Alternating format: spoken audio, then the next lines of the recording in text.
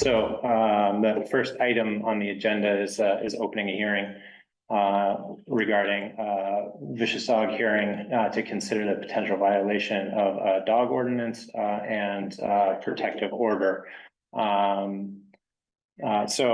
Just to kind of go over briefly where we're at. This is related to Elsa Ingpen's dogs being found at large, for which we have a complaint which was in the file. The reason this is kind of kicked into a vicious dog hearing is one of those dogs was previously found to be potentially vicious from previous proceedings and running at large incidences. So it's a little ambiguous to me as to how to kind of consider the circumstances, but because there are two dogs, one of which was not originally involved in the protective order. I don't think I think this is pretty open and clear. We have a complaint that was submitted that summarizes the dogs being found at large and running unattended over by the town office. It then took an hour or so before they were confirmed to be, contained and back on the owner's property. So we had that documentation that was in the folder. We also have a statement from the owner that was in the folder that kind of alludes to what she expects is the reason for the dogs being at large. To my knowledge, there wasn't any other interactions with the animals. In addition to that, we have the statement from Buffy that summarizes her interactions and involvement with trying to get the dogs contained. Does anybody have any questions about the documents that were submitted as evidence and testimony to the circumstances? I don't.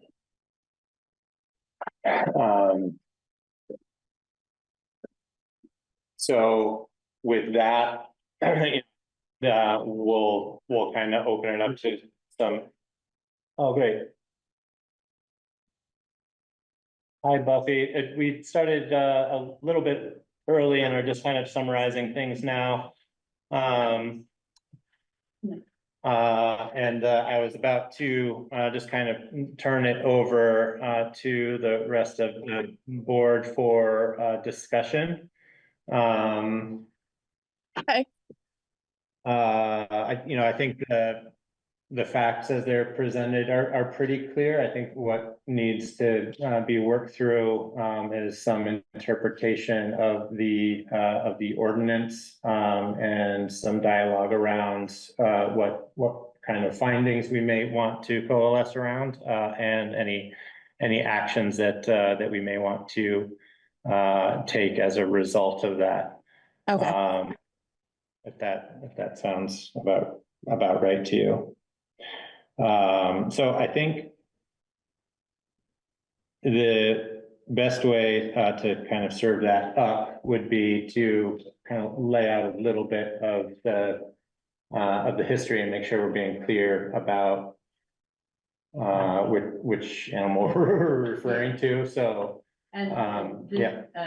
Jordan and Jamie, you were both here for earlier hearing. Yeah, correct. And the three of us were not, so.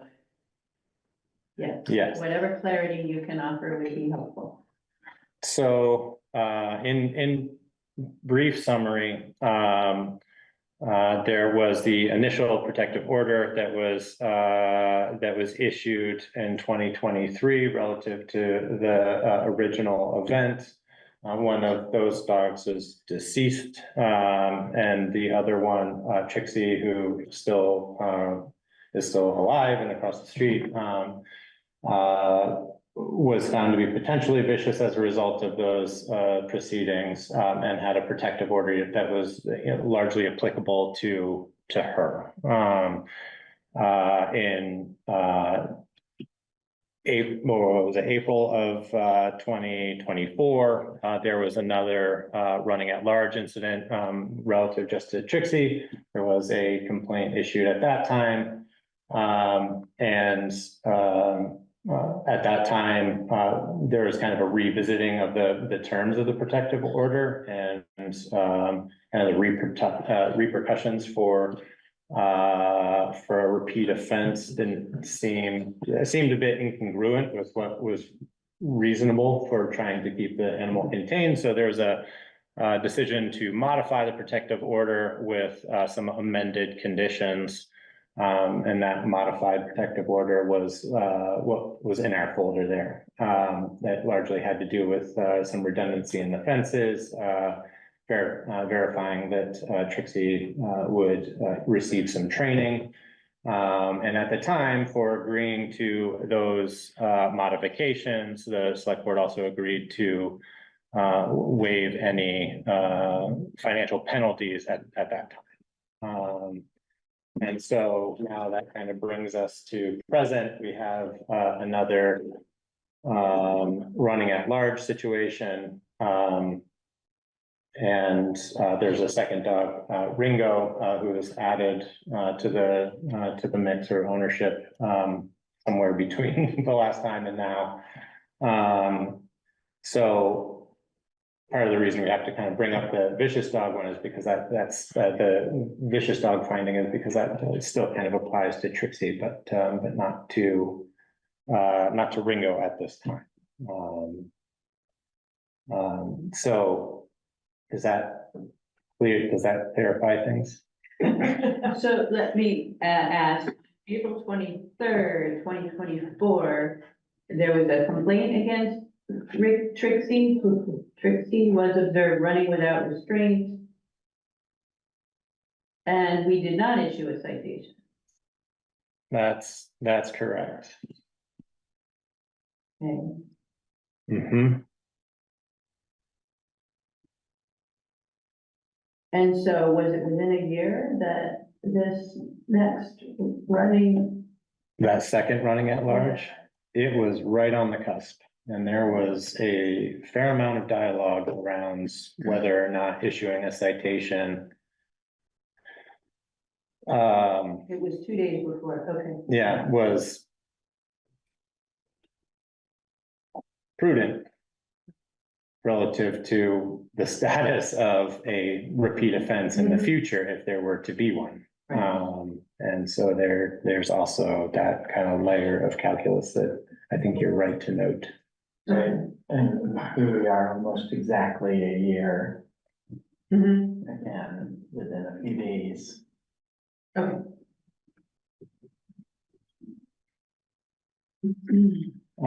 So I think the first order of business is kind of coalescing about. Yeah, go ahead. Sorry, I did have a question. Did we receive confirmation of the training? Yes, That's the voted item? in fact, I think all of the remedial actions we judged it sure to comply with. And the Correct. recommendation around the electronic containment system was only a recommendation. You're correct, and Buffy can speak to this, but Buffy didn't think that would be particularly effective. I think the dogs are long-haired enough that it might cause a problem that it wouldn't connect correctly. Okay, fair enough, thank you.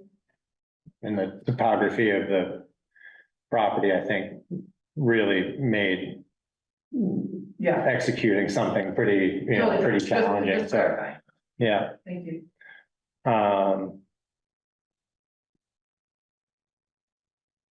So unless there's any other clarifications, I think the next order of business is to kind of get some agreement on what we feel the facts are.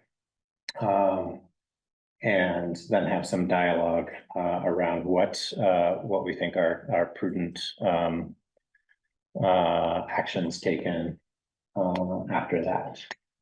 And then I guess the recommendation would be to, at the end of that, probably delegate any actions and the forming of formal findings to, Kari or myself, and then we can ratify them in the next meeting.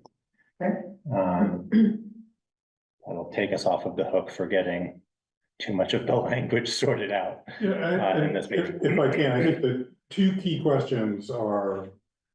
What should come out of this violation of the protective order that Trixie was found to be running again? If you agree, if that's your finding, what should be the remedial action as a result of that? And then secondarily, both dogs were running at large again, and so that is a violation of the nuisance portion of the ordinance and would typically carry a modest fine. And last time you chose to waive it, you may not chose to do it. And then I think, yeah, we'd have to have some dialogue around, the interpretation on where we are offense wise, whether it's a first or second offense. And whether that applies to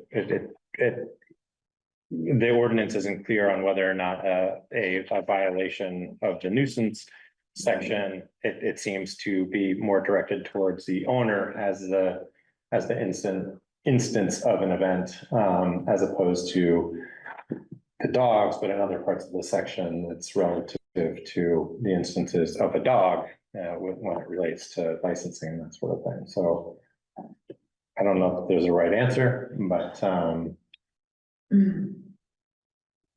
We have to decide. we kind of have to decide. So regarding the facts, from my perspective, it looks like that this is a violation of the amended protective order. With Trixie running at large. Yeah. That is a instance of a violation of both that and the ordinance, section 4 of the ordinance for the dog running at large. Right. Does that seem like pretty sound? And from that, well, so I think the other thing is the finding that Ringo was also running at large, and that is a violation of section 4, the nuisance section of the dog ordinance as well. So just for the nuisance section, it would be sort of a first offense for Ringo and a second for.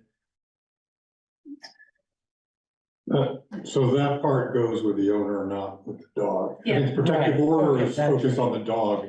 So it would be second offense of the nuisance. And unless you, look at the ordinance again, unless you thought that waiving it last time, Made it not a first offense. Yeah, Because you waived it last time, and so it's the first of it.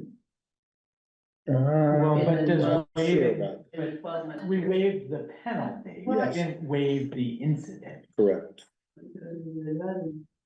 that seems it. I would think. Hold on, let me see. Buffy, I know we provided a written. So I kind of agree with Jamie on that. It was definitely the fact that we did waive the fee. We did not waive the fact that the dog was running at large. It's a violation. Yes. Yeah.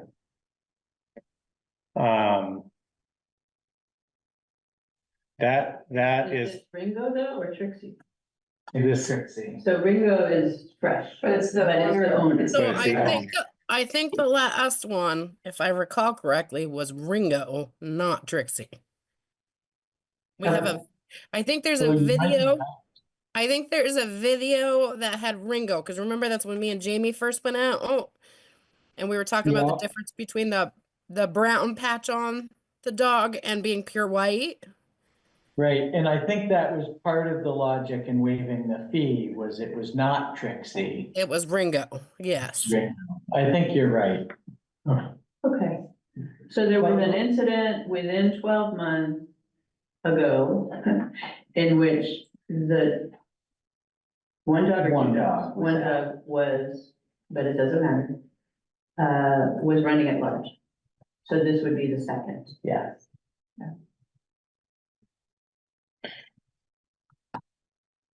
Under Uh, the nuisance under the nuisance. provision of the dog ordinance. Yeah. I think that's correct.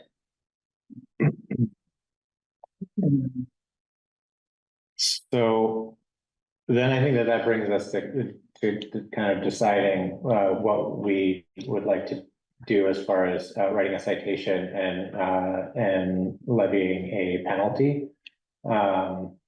And I'd say that puts us in the territory of calling this a second offense and issuing a citation. So that we are not in such ambiguous territory next time. We don't seem to be trending in the right direction. Does that sound about right? And according to the ordinance, the second offense nuisance penalty is $75 or a $50 waiver. What's the waiver mean? It basically means If they I'm not don't gonna contest- contest. So my understanding of the waiver is if you do not contest, that's what you're paying. Yeah, If you show up in court, otherwise it expect you goes to argue to, it yeah. and make In actual court of the judicial bureau? Yeah. Right. All right, thank you. And, okay, so that would then leave us with instruction from, or for Buffy to issue a citation. Is that seem fairly clear, Buffy? And is that something that seems, prudent to you? Definitely. I think that's the way we should go. Okay. So then the second bit of discussion is the revisiting of the protective order and some dialogue around whether or not we would like to entertain or open up modification of the protective order as it was modified in June 2023, or I'm sorry, 2024, April 2024. And I think a lot of that is still fairly applicable. And it sounds like Elsa is pursuing some of those escalated or exploring the potential implementation of some of those additional measures. One of which being a fence or kenneled area for the dogs to be in that doesn't have any gates, which at this point in both instances, it seems to be some kind of carelessness around the use of the gates or the latching of the gates. And there's not a lot that you can do to improve the latching of gates other than making them automatic, which is about where they are right now. So I don't know if we want to put some language in there that says we want to, see what a formal quote would look like for that kenneled space in a certain period of time before taking up any further modification of the protective order. I just offered the other point made in her statement is about tie-out cables Mhm. within the already fenced space, which I appreciate. Mhm. So, Buffy, can we ask Buffy, was there any, conversation between you and Elsa regarding these potential future, improvements? Honestly, she took that upon herself. We have discussed that from the last time, but she took it upon herself to go buy the cable. And definitely took it upon herself to see if she could get something to alleviate the gate. Okay. So maybe we write a modification to the protective order. Suggesting that the dogs be on a tie inside the existing fence at all times when they're outside until such a time a gateless enclosure is constructed. Right. Wouldn't Yeah. that have to be for Trixie, not for him? Yeah, I think so. Yes, Okay, technically, yes. We're not allowed to require both because they're not both characterized in the previous, yeah. I mean, if we didn't wanna go that far, we could, have a correspondence with her and ask her, as Jordan was, I think, suggesting, to communicate with us about what the fenced-in area would cost and when that can happen, and then do a protective border amendment. If we didn't wanna do it immediately. What would be the purpose of us knowing the cost? I don't see that as Well, relevant. yeah, good point. We wanna know. I'm seriously. I think just, I don't. I think just demonstration that, that the option has been Fully explored, you explored. know, Thank and, you. yeah, I think it's kind of a moot point if we determine that it needs to be done. But I think demonstration that it's a step that has a level of investigation that has been completed and is prepared. Yeah, it's a plan, yeah. She had mentioned that she would, you know, apply for permitting, though I don't think that that would necessarily be applicable, though I think she might technically be in the historic district, so that might be why that would be triggered, but if it's behind the house, I think that there'd be a fair amount of exception to that. Anyway, so I think it's fairly straightforward to modify the protective order and add the condition of the cabling or the tie.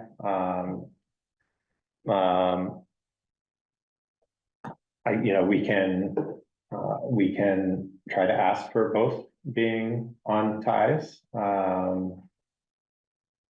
at first, and if that seems hard to enforce, then we can walk it back, but I'd say that it makes sense to probably try to keep both contained. I thought she registered them as farm dogs this year. She did, but the nuisance section of the. Right, no, I understand that part, but I meant for Ringo, So, yeah, to see where I was going with that. yeah, Does that make it? Because Ringo is allowed as long as he stays on his property. Because of how he's registered, because we registered him as a working farm dog. He's a little different than she is because she's on the protective order. So, a working farm dog is allowed to run free on its own property. Correct. on its own property, and it's also able to be off property and not be considered at large as long as it is engaged in herding Chickens. chickens or livestock, yeah, which includes chickens. And it's allowed to bark longer than the Correct.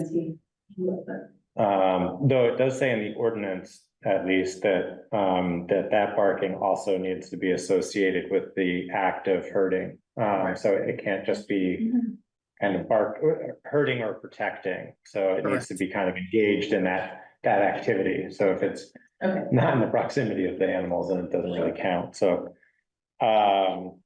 so I guess, Buffy, what you're kind of getting at is whether or not the tying then. I would also be Negates worried that if you tied two of them in the same fence, they would get entangled in each other and either break their ties. Right. Yep. I would think we'd be setting that up to fail is all I was thinking. Yeah. Thank you. May I ask another question? The gates that are currently, are those gates intended to latch themselves? They're supposed to swing shut on their own? Correct. So what I'm hearing, if I understand this correctly, that did not happen. Right. Right, so is there something that we need to discuss around the proper functioning of those self-closing gates as well? If they're not self-closing? Had not fully aligned the gate and locked it. Well, I'm wondering if the gentleman that was working on the septic didn't let it self-close because he didn't want to shut the gate because it wasn't his gate to shut, and that there was a teenager involved. I really don't think it was a gate issue. I really just think it was Okay, so it wasn't the functioning of the gate that's the issue. correct. Okay. Though I guess, depending on Buffy's availability, we could ask Buffy to go over and inspect the I can condition definitely- of the fences and the status of them being locking versus self-locking, and we could I can definitely modify do the that. protective order if need be, relative to Buffy's findings there, to upgrade them to some sort of self-latching function, as well as tying of Trixie. So at least one of the animals is tied and the other has a better chance of staying contained.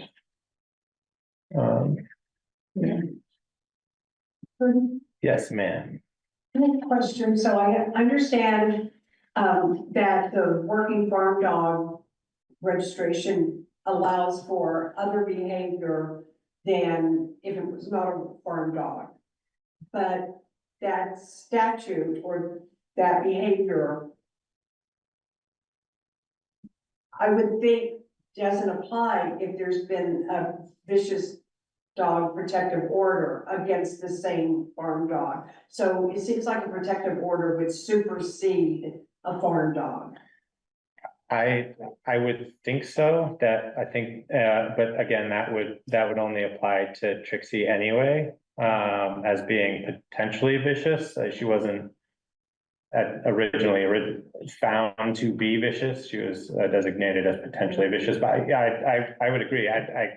I can't, other than saying I personally think that logic holds water. I don't know if legally it does. We'd have to probably investigate that a little bit more with the town attorney and do a little more deeper digging. But that being said, I mean, I think that the farm dog designation is also pretty specific to the activity of herding or protecting livestock, and so or crops, and so it doesn't just mean that because there's a designation of a farm dog that the dog can continue to bark. Like, they're still subjected to, you know, management that is not a nuisance. It just adds a little extra layer. Yeah. I think last time we waived the fee because we knew she was going to be investing a good chunk of change In the into training. other things. Mhm. Just wanted to point that out to the new folks so that you knew we knew she was gonna put money into training and money in infrastructure, and so that was why we waived, one of the reasons. And that the fence was paid, or not requiring that the fence was No. paid. Right. Yeah, there's a lot of dialogue around the fence. One, it was not the root cause of the animal, and it's same in this situation, It's like the the height gates. of the fence, and then, you know, having extra expense paid to heighten the fence all the way around the property was seemed unnecessary and hard to maintain through various They're seasons. not jumping over. They're not jumping over unless there's damage to the fence. It's really maintaining of the fences and the gates, that's the primary issue. Okay, well, Can I run through what I've got written Yes, down for please. findings? So, Trixie was found to be running at large, which is a violation of the modified protective order. The protective order will be modified again such that when outdoors, Trixie will be connected to cable restraint within the existing fencing until a gateless enclosure is installed. Well, I just, whenever the dog's in that Oh, okay. gated space. I heard Jamie say something along those lines, but Okay, Are we expecting that it'll be forever? I was just thinking that if she follows through with her proposed idea and creates a separate gateless enclosure, Yes. we would no longer require We wouldn't require the tie. In that space, In in that that space, but, Within that space specifically? but, yeah, Right. I was just trying to make a Yes. distinction between the two spaces. Good, good. The animal control officer will inspect the site to verify compliance with all remedial actions. And both dogs were found to be running at large with a violation of the nuisance portion of the ordinance, which is a second offense.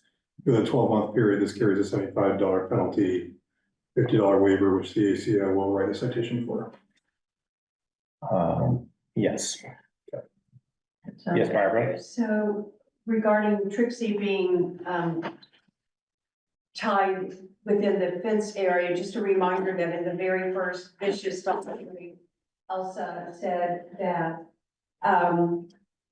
one of the reasons they get out sometimes is because of fence damage when trees fall or heavy branches fall. So if the dog is required to be tied until a new gate is installed, that doesn't keep the dog from getting out. If there's fence damage back in the back of the yard, she hasn't noticed that the dog gets out that way. Yeah, I think at that time, I'm envisioning a gateless fence being Smaller. a chain link, smaller kennel style fence and not, a The whole tall property. turkey wire fence, which is, I think, largely what the fence is now, across the back portion. So I think at that time, we would have to consider the robustness of the fence enclosure. So again, that would be why you would request some kind of estimate or whatever, Yeah. a design and estimate. Mhm. Yeah, thank you. Well, it seems to me like with this order, she has the choice. She can install something like that and not use the cable restraint all the time. Or if it's too expensive, she just using cable restraint. I think that's the intent. Yeah. Do we want something in there that we would like to view and approve the design of a new enclosure? I think, what would be most appropriate would be to set a date certain that we'd expect to have, a quote. From a service provider on an enclosure that specifies the style and size. Or you can leave that all in her court and specify that if and when she installs this gateless Right. thing, that Buffy will inspect that as well. That would And work. I think in the interim, though, we need to, at least inspect that the latches are adequate. Yes. Yes, And then Yeah. also, require, Trixie to be tied, which was one of them to be, tied, in the current enclosed environment. And then we would be requiring a quote in whatever Buffy thinks is reasonable, 2 months time. Well, I liked Kari's suggestion that we just make it a choice. that Okay. She can keep. You can Trixie either keep tied up. them hitched. Right.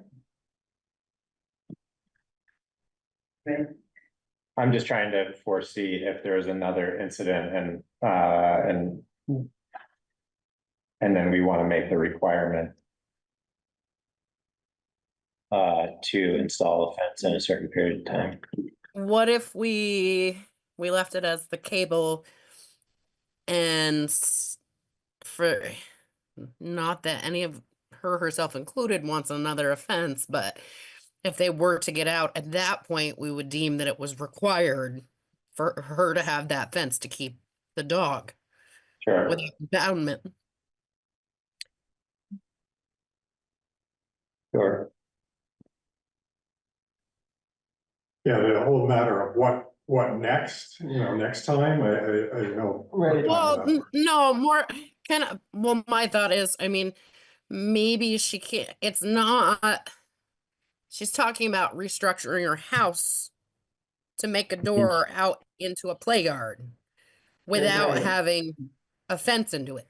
So that could be $500 for a door. It could be $1,500 to hire somebody. It could be a lot more money than she could afford right now because I mean, Yeah. so that's what I was thinking. So if, you know, definitely this time, yes, the cable tie out, and until you build that fence, Trixie must be on the tie out when outside. And if there are further issues, that's the remedy. Is When would you say 100% at that? that point that you need to have something to keep Trixie home. Yeah. Yeah. Okay, it sounds like we're on the same page then on that. Doug, I don't think it would be appropriate to take comments from the public at this time on the matter. I'd like to actually entertain a motion to authorize Ari and myself to draft these findings and send them to Elsa to be ratified at our next meeting. Second. All in favor? Aye. Any opposed? All right, thank you, everyone. Thank you, Buffy, and Yeah, Barbara thanks, for the Buffy. contributions. And with that, I would like to close the hearing and move on to our regular agenda. All right, thank you guys. I'm gonna hop off. Thanks. Thanks, Buffy. Bye. Try to play a little catch up here if we can. The administrative items on the agenda. So we have call for any additions or changes to the agenda. It's a pretty simple one tonight, so hopefully we can kind of stick to that. Does anybody need to modify those or make any adjustments? All right. And then we have the approval of the minutes. We have the tabled minutes from March 24th, which needed to be updated to include dialogue with Paul Olander, which have now been added and posted as draft minutes, and then also the April 14th minutes, both of which are posted to the shared drive. Has everybody had the opportunity to review those? Yeah. Shana, thank you. Those are looking great. It's kind of trial by fire here. Would anybody like I have to? a Yeah, friendly go ahead. amendment. Please. Shana, my last name does not have an S. Okay. And, There was okay, another name issue. Christine Badalamenti Smith, her name was not spelled correctly in the appointments section. okay. In the April 14th. Yeah. Okay. Do we have the correct spelling of those? We'll get it. Okay. So with those modifications, could I get a motion to approve the minutes? You want to approve them both together? Yes, please. Those two meetings. Second. As modified. All in favor? All right, aye. Any opposed? Thank you. Board orders posted to the shared drive. Hopefully everybody's had the opportunity to review. Does anybody have any questions or dialogue around the board orders? I do have a question. Yes.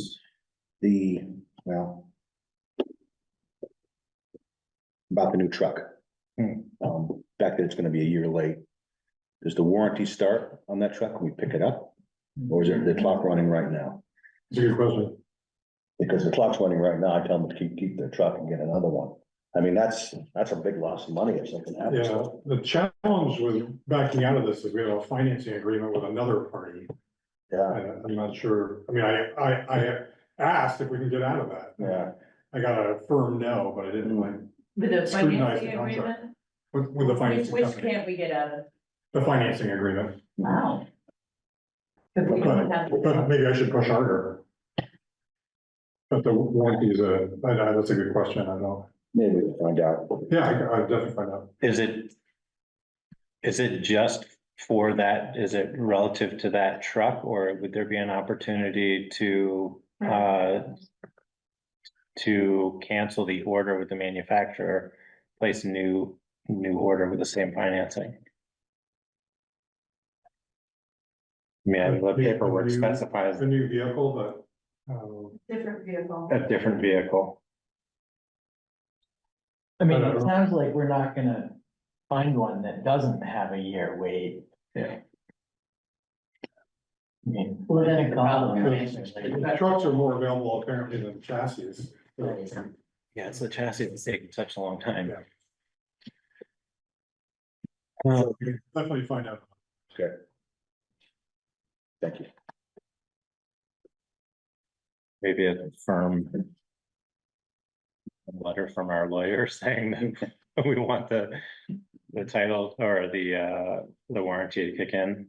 Is the warranty just the manufacturer's standard warranty, or is that? Yeah,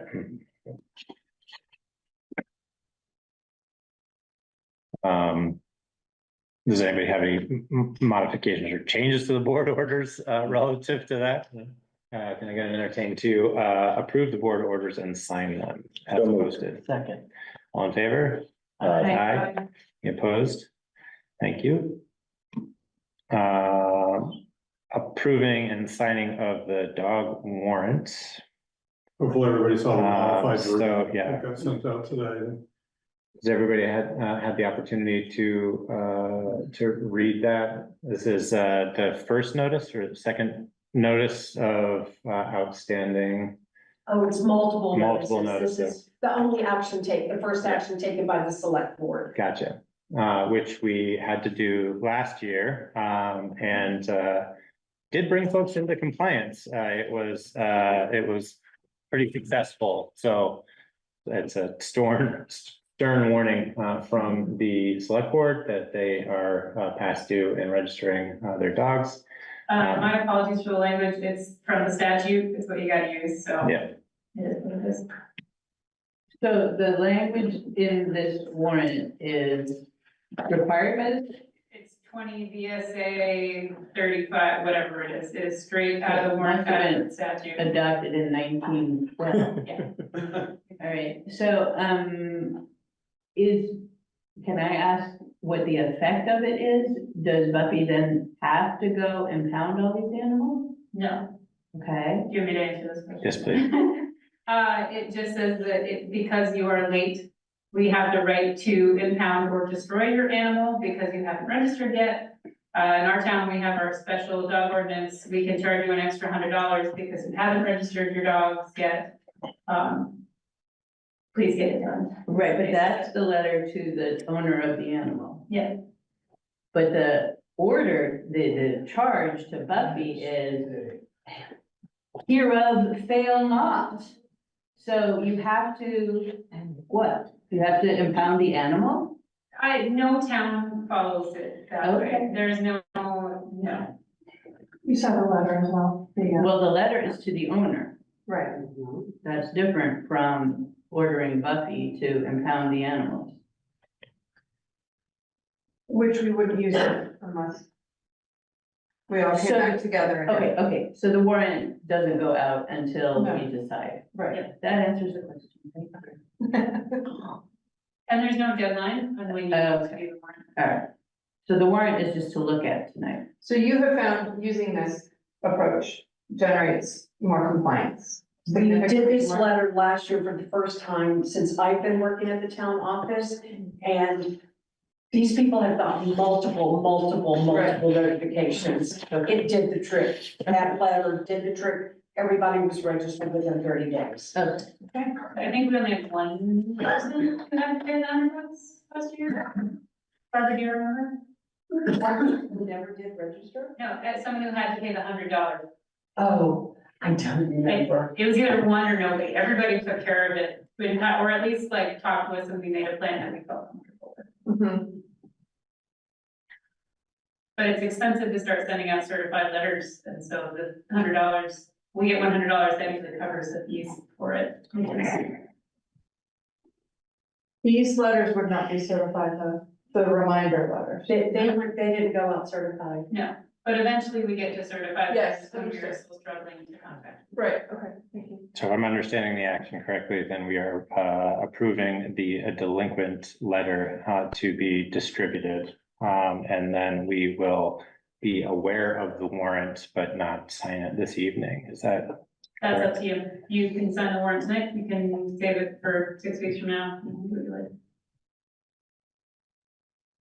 Does anybody have an opinion? Sounds like there's a little hesitation over the urgency of the language, and I think that that's fair. Yeah. So I don't think we need to sign the warrant as long as we're all aware So that that's a that is. modification Yep. of the, That's great. the Yep. Let's approve the letter. action. One more Happy. comment, just plenty of towns have over 100 dogs on this list at this point, so they really do need to crack down sooner rather than later. We have a handful of households, it's not a huge concern, and none of them have had, that I can recognize, have had any issues lately with their dog, so that's why I don't see anything too rushed, so I think waiting on the warrant is not a bad idea. Is warranted. Okay, can I, and it's an authorization for, is that for Akari to sign those or is? for- Yeah, they're all set up, please. You're talking about the hazard mitigation grant? No, I'm sorry, I'm mixing the memo. Oh, this is the letter. The dog letter? Yeah. Not the letter, it's signed by Buffy, or it's written to be signed by. So we just authorize the office staff to prepare. and Generate the send letters. letter. All I right, move to approve the letter to be sent. Second. all in favor? Aye. Aye. On any opposed? Thank you, and thank you, Tegan, for doing some homework. Yes, Doug? How can you tell me I can't comment on this? You can. Wait a minute, you shut me down. No, just in the hearing, Doug. So this is a different dog related matter, but if you'd like to speak I think you're to backing up. what? Okay. Huh? That's fair. I like You it. start talking about people's dogs. Yeah, You must be talking about the wives, because their dogs are very important to them. Right? Oh, yeah. I tell dog people all the time. I don't, and you talk about the fence. You can buy an electric fence. Electronic, carry it right in your hand, and you can control the whole area. The dog can't get through there. For probably $500. And you're talking about locking the fence, and locking this. You don't need all that crap. We got, I got calls that'll tell me how far away that dog is, how many miles he traveled. He'll tell me everything about that damn dog. You know? I do. I've used those. I am aware of them. I am. Yeah. And it's a valid point. Well, I don't think you shut me down. I wasn't trying to shut you down. I just didn't, it wouldn't have been appropriate to take those comments during the hearing. Because that was just a That very would formal, be a but good thing for you to analyze and say, well, maybe you ought to get a fence instead of buy a fence and make sure the door is locked and all this crap.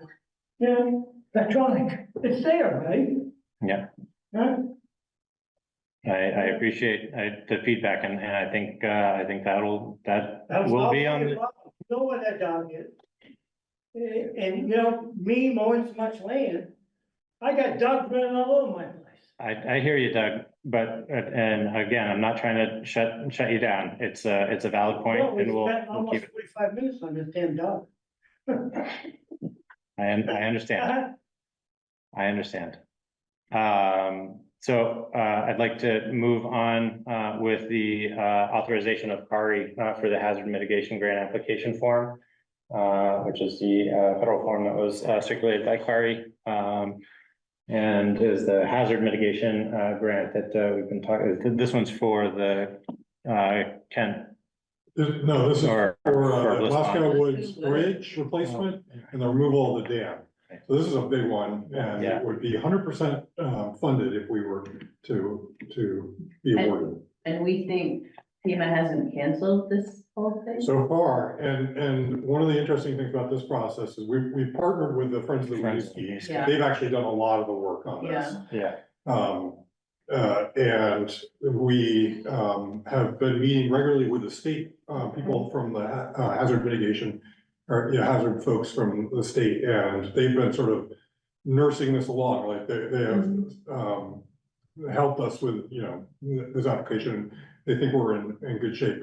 I guess, you know, no one really knows Yeah. if this is gonna be awarded or not, but it's such an important, project for the town. Yeah. And if we were to receive 100% funding, it would be amazing. Yeah, I indirectly met with friends of Winooski on another project outside of town stuff and just kind of pick their brain a little bit.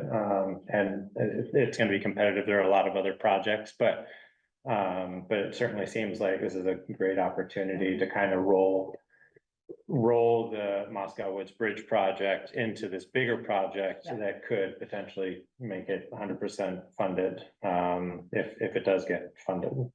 So it's kind of a opportunity we can't afford to miss, and whether or not it comes through or not is another question altogether. I move that we authorize Carrie to sign the hazard mitigation grant application form. Second. All in favor? Aye. Aye. Any opposed?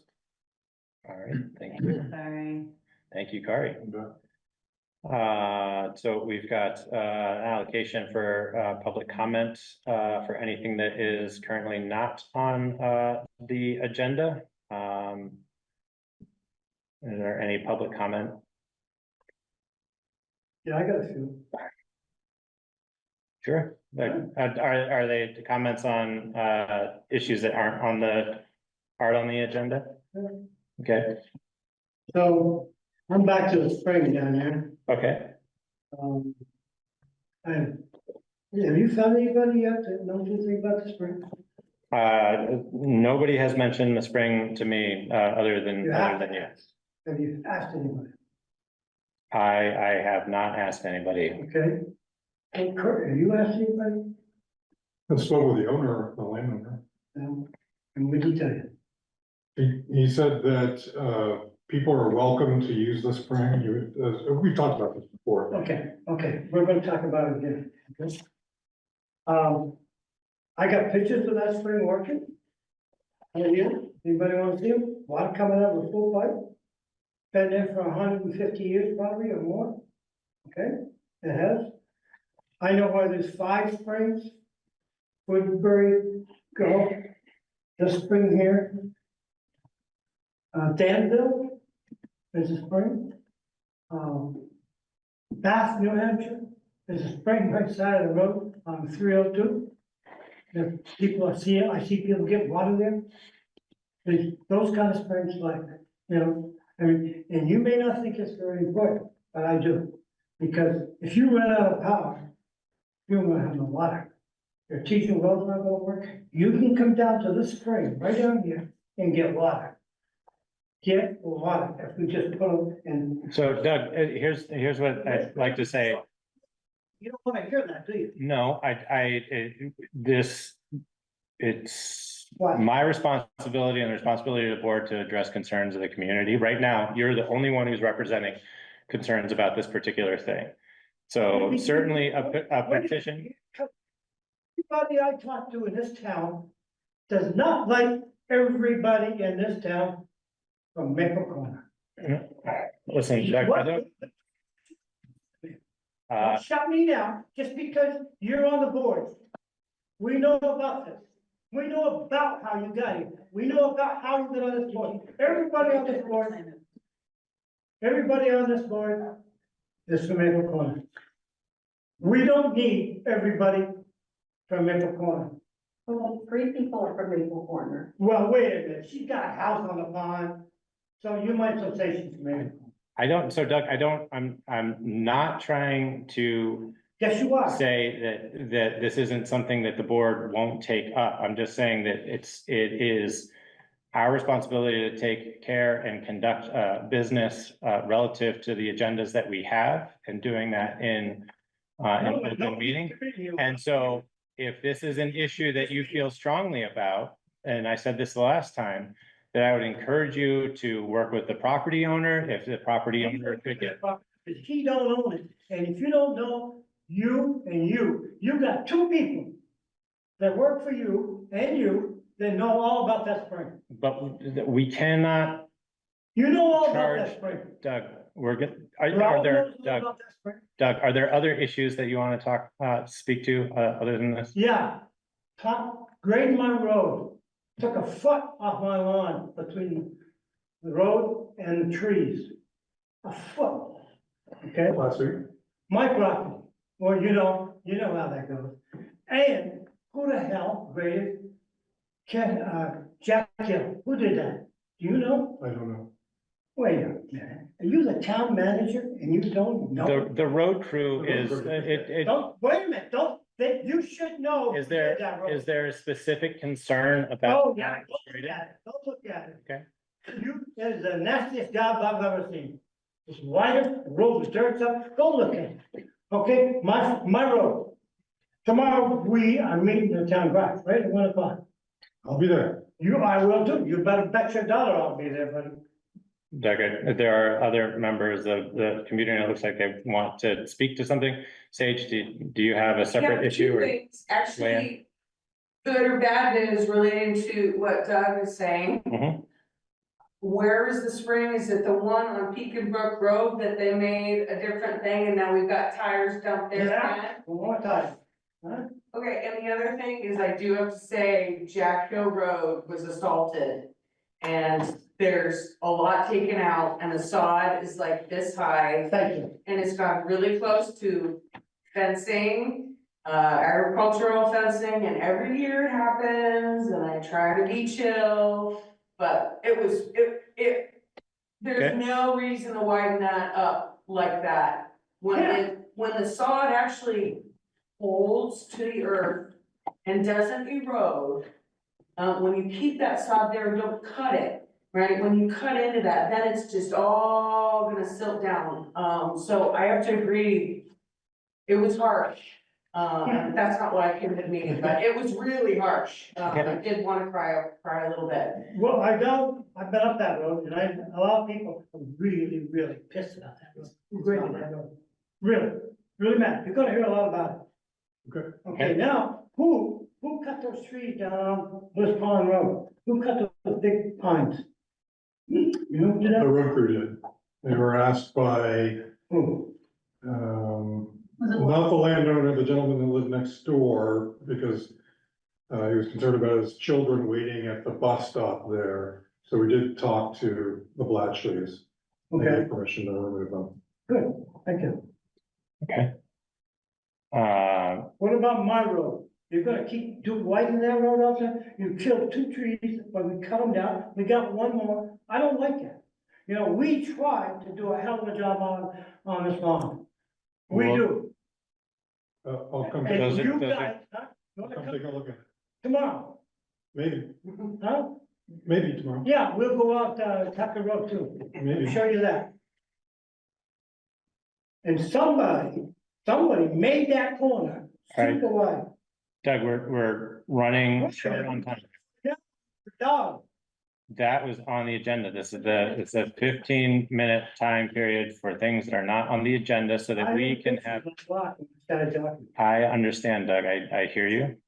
This time is intended for public comment to add things to future agendas so that we can have the opportunity to organize around adding them Last to time the I agenda. came through reality, he said I was rude. What the hell is she telling everybody? I'm rude? 'Cause everybody knows. Doug, you're encroaching on that now, again. Okay, throw it. Great. I'm not throwing you out, but we are gonna move on with the agenda. Okay, I want you to throw me. I'm not gonna throw you anywhere, Doug. Throw me out of here. I don't want you to do bad. I won't feel bad. Huh? All right, we're moving on, or Sage, you're here to talk about other things that are on the agenda? You Yeah, said? yeah, Okay. yeah, yeah. All right, Thank you. I'm pushed for now. Thanks. I appreciate it. So the spring check-in with the cemetery commission. Could we just, no, there's no particular agenda here. We just wanted to check in, though it did sound like there's some specific consideration around modifying the ordinance to include some language around the use of metal detectors. Is that right? Do either of you want to speak to what's going on and what you need? Read online, and you know everyone you read online is true. That there had been issues in other places with people using metal detectors in cemeteries, and I just thought, let's head that out before we have an issue. It's just wrong. Yeah, we did change the cemetery rules, and if you look in the section of the rules, conduct of persons in cemeteries, there is a new one that says nobody will use a metal detector in a cemetery unless the cemetery commission has given them approval. We don't want people running around finding things, digging them up without knowing what's going on. We've never had a problem, at least, well, I say never, I've only been here, I've only lived in town for 41 years, so what's the name? Well, we thought that would be a good thing to do, is to say, don't use it. If you got a legitimate reason to try to find some old marker somewhere, let us know, we'll talk about it. So somebody, I think Bill Davis, when I talked with him, and that guy, said, if you put a rule in, maybe there ought to be an ordinance to back it up, so there'd be some teeth to it. I don't know if there's ever gonna be a problem, there's a town law to pass an ordinance and say you can't use a metal detector in cemeteries, or just putting it in the rules sufficient. Well, my thought is, you got somebody from out of town who comes in, but they're not gonna read our rules. You need a sign. People in town probably don't read the rules.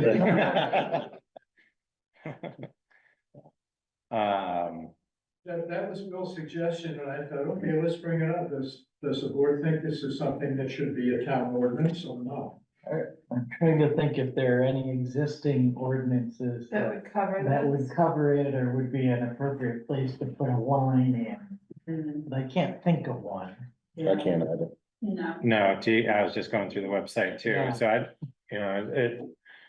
it seems to me like it would be difficult to stand up an ordinance for that express purpose. But I think it's interesting to think about having rules posted at the cemeteries, but there's gonna be too many of them. And it's gonna be an eyesore, I'm sure. But are you saying that you already have that as part of your language of the? As of a couple of days ago, it was published. If you look at the Great. rules on the website, So, and it's on the website. it's on the website. And that, was the commission satisfied with that? Yeah, we voted on it. We warned it, we discussed it, we made the change. Great. The other thing about it would be, if it should suddenly become an issue, then the next step would be maybe to just put signs on all of the cemetery entrances and stuff, say, no metal detectors. But, you know, it may be a solution looking for a problem. I would be satisfied with the fact that you've already put it in the rules, I think would be satisfactory for the circumstance, given that it's not yet become an issue and signage would be, If it becomes an issue, then we can talk about it. yeah, and signage I think would be quite challenging here and there. Mhm. And if we do in the future go that route, we might look at other cemetery rules that would be appropriate, be in an ordinance, rather than it just be that one super specific thing. You know, if we were gonna have a cemetery. I would think that it would be ordinance, kind of like the would be broader. stewardship or use of town property or something like that, that would also, you know, kind of Yeah. cover the town forest properties. Right, Like, just kind of a rules of conduct or something to that extent. That could make sense. So, you know, I think we can certainly, now that we have an ordinance advisory committee, we can put that on there for kind of as a placeholder, should there be something that makes it an urgent matter, we can try to organize some resources around it. I know there's kind of a full docket right now, for the ordinance advisory committee, just with the existing ordinances, but we can kind of earmark it for consideration, for sure. I thought about calling some other cemetery commissions and say, have you run into this problem? What are you doing about it? So, yeah, I guess that to the extent beyond the language that you already have, if you do receive any of that, any feedback that seems worth noting and keeping around, pass it along to Kari or Barbara or just the select board, and we can put it in the resource folder for ordinance advisory, and at least we can start compiling some of that stuff so that we can stay organized around it. It's easy to walk across the road and bang on Barrett's door. Yeah.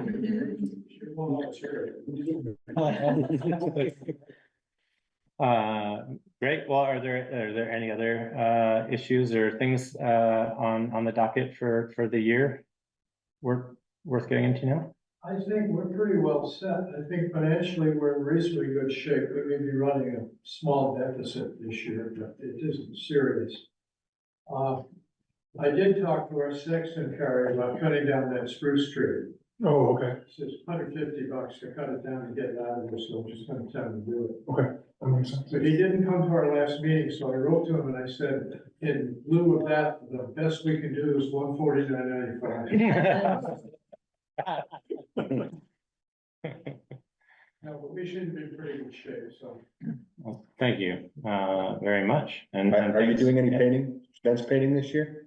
Yes, I'm convinced, I think that's in the minutes of the recent meeting, that the U-32 football squad has said they will come and do it again. Great.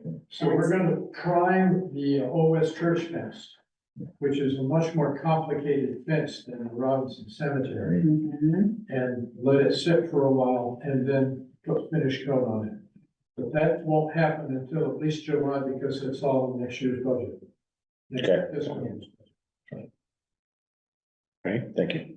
But Thank you. great collaboration. Yeah. I'll reach out again. Well, thank you for coming and the contributions. We appreciate it. You know, I want to commend the commission is doing a good job, you know, stewarding the resources. I received a payment for burial plot purchase, and I love processing those things because they go straight into the investment fund.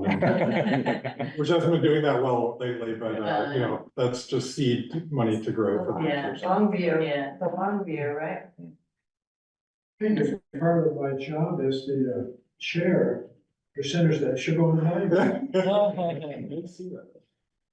Sorry, we're rolling tapes. All right. Thank you. Thanks for all you're doing. Yeah, I appreciate it. So next up, we have the kind of culmination of the town plan and town regulation adoption. So at this point, we are coming to the end of needing to adopt things. Hearings have been had, feedback has been received. Jared has been tarred and at least feathered, and has agreed to go through it again. So I don't know that this really needs much discussion. Is anybody feeling like there needs to be any further dialogue? Have there been any further pieces of feedback to the planning commission on either of these policies? Yesterday, and nothing new has come in. I've got everything posted, all public comment, all drafts, the land use regulations, the change, the sort of executive summary of the changes, it's all there. It's all put up, so we're ready to just go. I actually heard from CVRPC today. Oh, good. They do hope in the middle of May to have comment back Okay. already, so. And And they're on it, they even know, I mean, she even said, I know this is what we're doing, and that you hope to have this, so that you're getting, like, they are fully aware of it too, so I think we're on track. Jared, the comments that were received in our meeting last time from Mr. Braben's, are they posted somewhere at this point? I don't know if we included them in the document, Okay. but we can. We have them, And they're all in the same recording. and they're all in the Zoom recording too, but yeah, we have his written comments as well, that I can They should put just with be the part of- broader, They should be easy to find. And Yeah. Let's make them in a state that's easy for. I can absolutely do that, yeah. So does anybody have any other questions? At this point, we are considering the adoption. And after the adoption, there's gonna be the seasoning period that we need to go through before they are fully in effect. And once we're there, we'll have a standing town plan again that has been pretty meaningfully updated. And then immediately revisited, but we'd also more importantly be ratifying essentially the town vote on the town regulations and putting them into good standing relative to the adoption of the new town plan. So we're doing both in parallel. Does that sound good? Is everybody ready to take a vote on those things? Approve the plan first. Let's definitely start with the plan. I would make a motion to adopt the 2025 town plan. Second. All in favor? Aye. Any opposed? All right, and any abstentions? It's okay.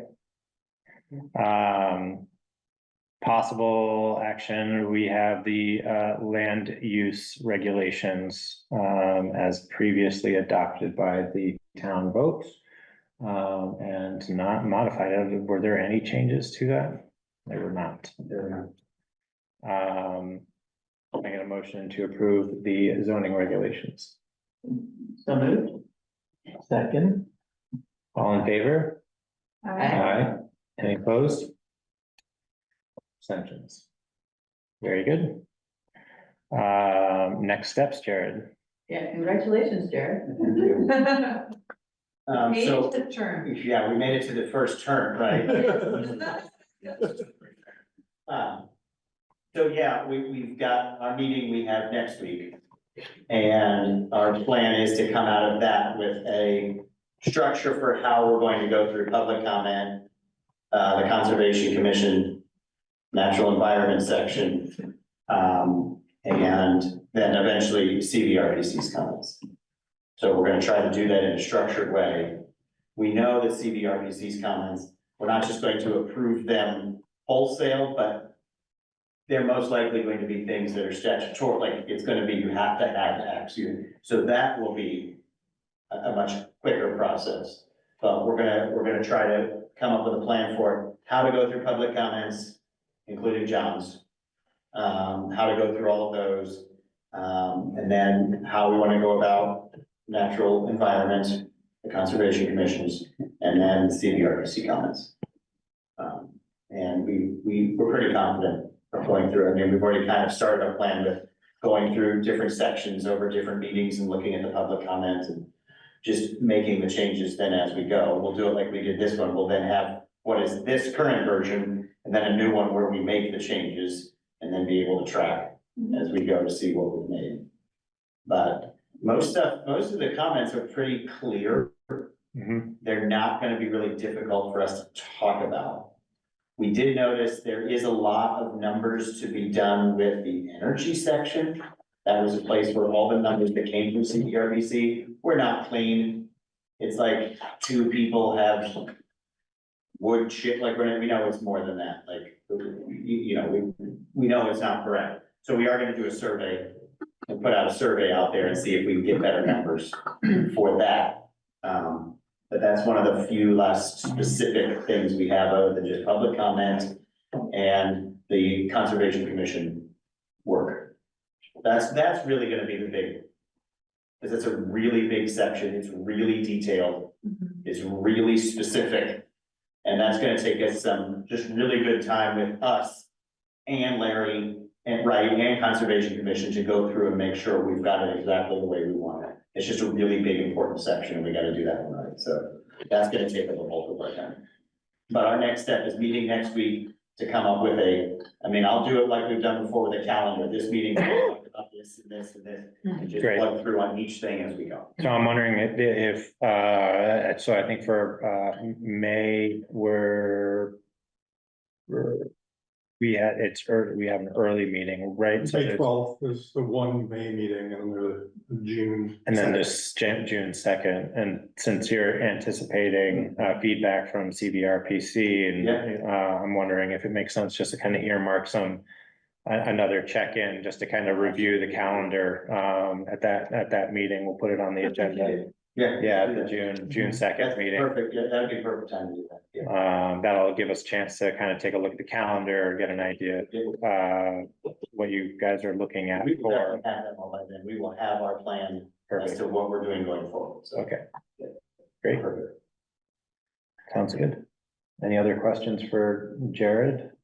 On the zoning regs, is there a wait period? I'm just trying to remember, do they like go into effect today when they're approved, or is there So a? they go, very anecdotally, they, now that they're adopted, anything that, any applications have to be viewed relative to both of them. And Any existing applications? not existing applications, any new ones that would be coming in, can be viewed under both, and if they are called into question, then, or challenged, I think it's whichever is more stringent, generally applies. If there's work to be considered moving forward, or that is going to be executed in that interim period. But the seasoning period, I know there's language in the order, or in the regs that kind of specifies how that's governed. I can get specific for you, Jamie. I'll just get it, but it's a good question. But I do think it's that seasoning period, it's that sort of that time between when those were in effect and these are in effect, and then at some point, the ones fall off and then it's just a new one. So I just need to know that time, yeah. Okay. Jordan, can I share my thought? I had an idea a couple weeks ago about the plan. I shared it with Jamie and Jordan last week. I don't think Jared's heard this, but I've been wrestling with how will we use this plan? And specifically that 20-something pages of actions, goals and actions. And it seemed to me that there's an opportunity within the next few months for the select board and the planning commission to work together on a limited number of goals, really broad goals that would basically be in effect for the entire 8 years of the plan. In other words, they shouldn't really be changing much. But then all those more specific sort of tactical action items, those are more like possible actions, which the select board or other bodies could review each year as they're thinking about how do we move this, the next year or so forward with these goals. So they're not thou shalt do these things, but you may want to consider these ideas. With the exception of the language that John Brayman was referring to. Right, potentially. Yeah. Potentially. Yeah, no, I totally agree with that.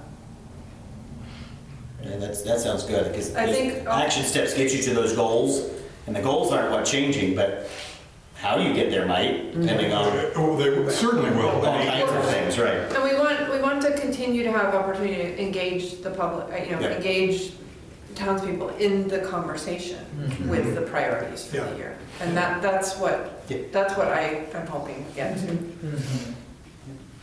And so I think in part what would be helpful, certainly for me to really understand, is like once we, at the beginning of June, when we're looking at what the time frame is, like what's an appropriate way to plug that feedback in very specifically so that it gets incorporated in a way that is not disruptive to the process. I think we were trying to work towards some of that feedback this last time around at the end of last year, and then got a little derailed because there was this new sense of urgency that was added to it. So without blowing up the whole thing, can we work ourselves into into that process and what makes sense. You know, appointing a liaison from either the select board, you know, or however we want to do that. So if folks want to kind of ruminate on that a little bit and look at calendars that might be available for participating in those conversations, I think it'd be good to kind of stay ahead of that. And if there's a way that makes sense to try to capture that information, certainly let us know. Sounds good. Well, congratulations, Jared. Yeah, thank you. I think. We'll keep moving. Recording in progress. Sorry that it stopped again for some reason. That happened one time before. Last time. Yeah. Just the recording or? did No, we the whole drop it? Zoom just stopped.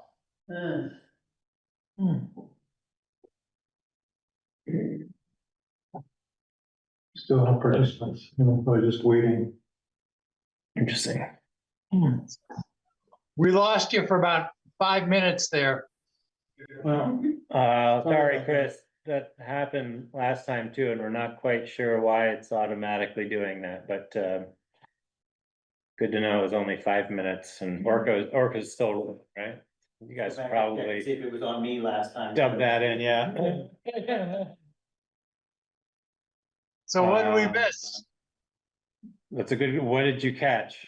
the town plan was adopted and zoning regulations. We talked about accountability and Yeah. And the plan moving, so both the updated town plan was adopted, as were the zoning regulations. And there is a commitment to put the planning commission back on the agenda for June 2nd to check in on the timeline for adding the additional changes that we wanted to work through for the town plan. And I think that's about all of it. Yep, no Thank you. problem. So the next item on the agenda is long-term financial planning, which is a start of a conversation. We kind of alluded to it in previous meetings. Mary has prepared an overview of kind of an outline of how we kind of want to frame this dialogue, and what we're working towards is how do we want to work through these issues or prepare ourselves for these issues. And one of the things that we've kind of landed on was thinking about adding this as kind of a standing agenda item to a certain extent, at least monthly, in the coming months and toward the end of the year, so that we can start formulating a plan as we need to. There could be some pretty significant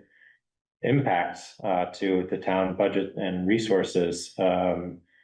Should there be a pretty significant end to federal aid support going to the state and by virtue to us. So, all right, you want me to just kind of pass it over to you to kind of go through the? Yeah, I mean, I wasn't planning to go through it all, but just to give the top level for those who haven't seen the memo or weren't part of the last discussion. I think there's strong reason to be concerned about not just this next budget cycle, but the upcoming ones with everything that's going on. Some of that has to do with federal policy, but not all of it. In fact, the long-term trend with medical insurance, which was such a big factor in last year's budget, and with the education portion of our tax, those things aren't going to change. What really got me going was listening to the Green Mountain Care Board chair saying, don't expect anything less than 15-20% increase in medical insurance. And then I started noticing, oh, well, yeah, that's just one piece of this puzzle, but we operate with such limited resources already. What would happen? What would we do if we started to see all of these different factors coming together, including, loss of grants and in fact, our residents? That's what feels different to me this time, is that it's at sort of all levels of the system. When I say this time, I'm thinking of my experience with COVID and then with the Great Recession before that. Those were crises, but this feels different to me in that it's sort of pervasive throughout, and it's got both this policy, federal policy aspect, but it's also got these long-term trends. And anyway, my goal would be to, let's start preparing. And a lot of that is about how to have the right conversation, who do we have it with and when, and how do we frame it, that's what this document is like. How do we get people sort of thinking along the same line so that we're prepared as we can be if we have to make really difficult choices. And that comes down to what are we gonna prioritize and what's not gonna be prioritized. Those are really hard conversations. I try not to be alarmist about this. I don't want people to panic or shut down or anything, but I do think it's helpful to prepare, even if the worst doesn't come to pass. It's still good to think about contingencies and. I think it'll still allow for new ideas to come along, right? Opportunities for improvements. Yeah, yeah. Those are good things. Yeah. Yeah. So I guess for tonight, what I would hope is that, just hear how other people are thinking about this. This framing makes sense to you? What would you change or add? And then where do we go from here? How do we broaden the conversation? And we might not be ready to answer that, but we can start thinking about it anyway. I just had a question. Are you thinking about this primarily in terms of how it impacts specifically the town budget and keeping it in that frame?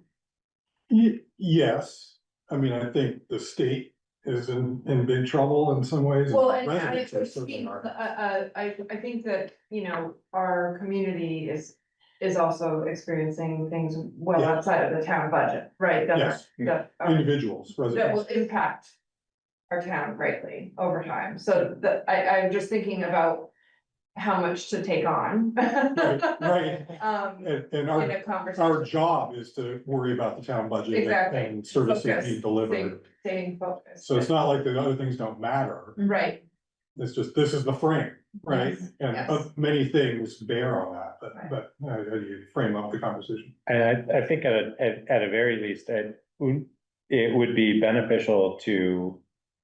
We kind of live in these numbers during the normal course of doing business and going through our budgeting process and making kind of those discretionary decisions.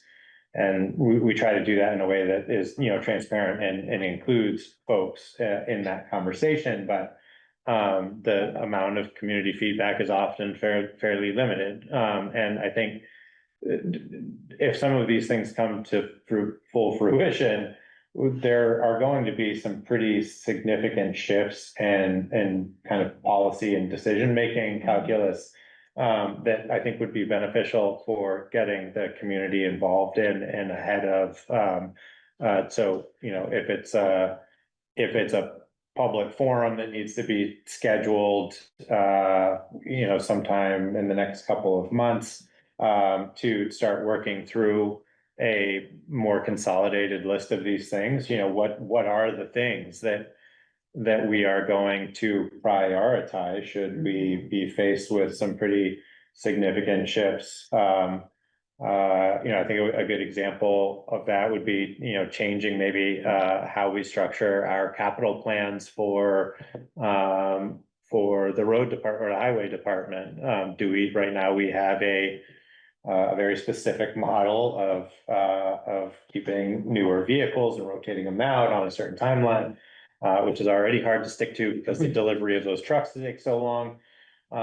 Do we need to consider shifting how we're going to be looking at that or coordinating shared services around maintenance plans or programs with other communities, which kind of dovetails into that conversation, which is, right now at the state level, there's a lot of dialogue around how are the smaller communities working together to pool resources and share resources. And I think that is going to be kind of a sticky conversation.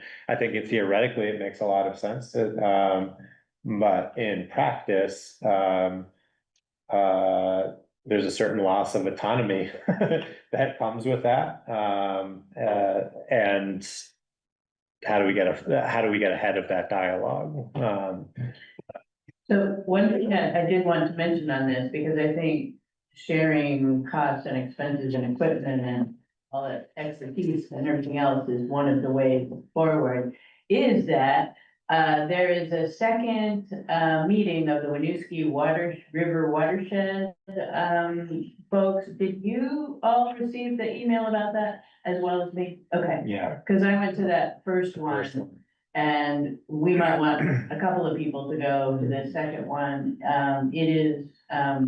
It's an opportunity to talk to people in a forum in which that's what everyone wants to talk about, is like, how can we work together and how can we learn from one another and how can we move forward and how can we save money? So, I'm glad you all got it. I wasn't sure.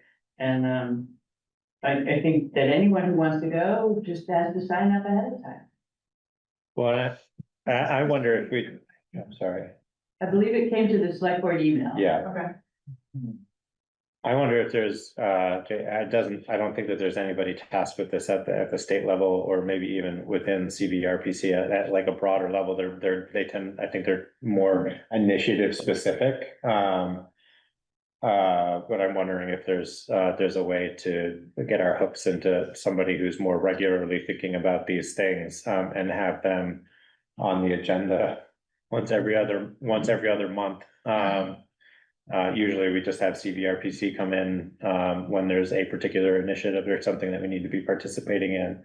And it's hard. I think we have a delegate, or two delegates, to CVRPC to attend those meetings. So I think we're gonna have to lean either on the delegates or lean on the organization, to have a more active dialogue, in our agendas.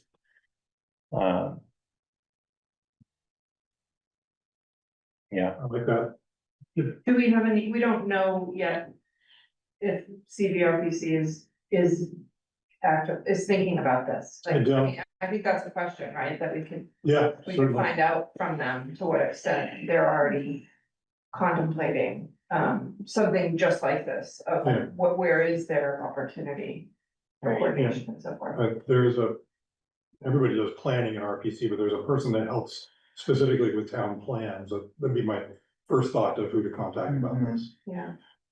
And I wonder if in the interim, we have a member of the select board who ends up also, being a liaison, to just keep in those conversations. I think the other tricky part is like, if we're actively trying to facilitate conversations with Marshfield, Woodbury, or East Calais, and we want to be having those dialogues as select boards, it gets really hard from scheduling and warning meetings. So I think we need to be a little deliberate in how we're tasking folks with staying on top of those conversations. Otherwise, we'll just have huge meetings that are hard to come out of.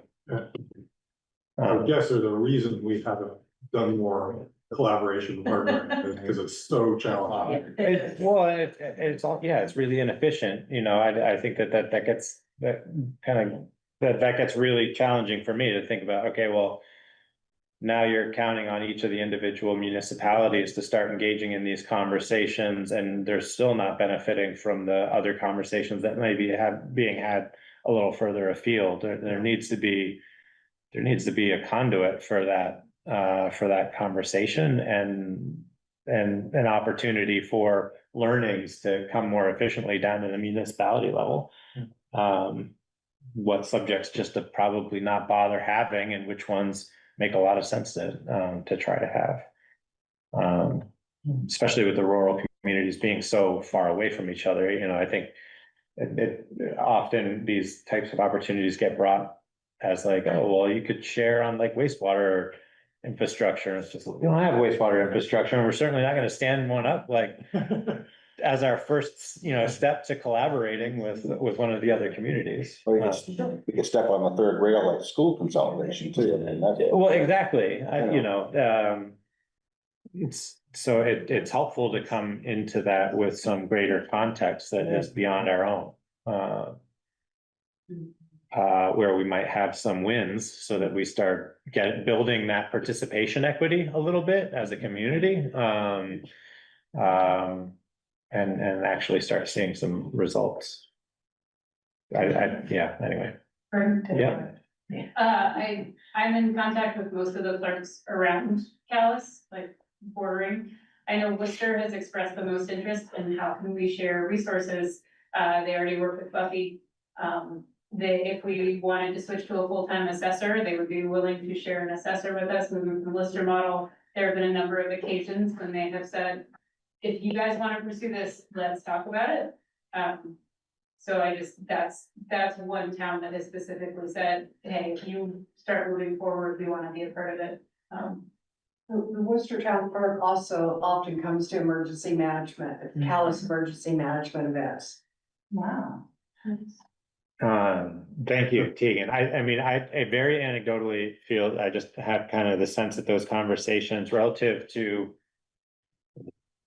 maybe I'm making too many assumptions here, but like, it seems like that conversation with Worcester, Woodbury and Marshfield makes a lot more sense. It just seems from like a topographic population, there seems to be more similarities there that might make some of that dialogue a little easier to work through than it would be to, it seems also natural to talk to East Montpelier, but it just seems like they're also a lot different in a lot of different ways. I feel, I don't disagree with that, but I feel like we have to go in completely open-minded. Yeah.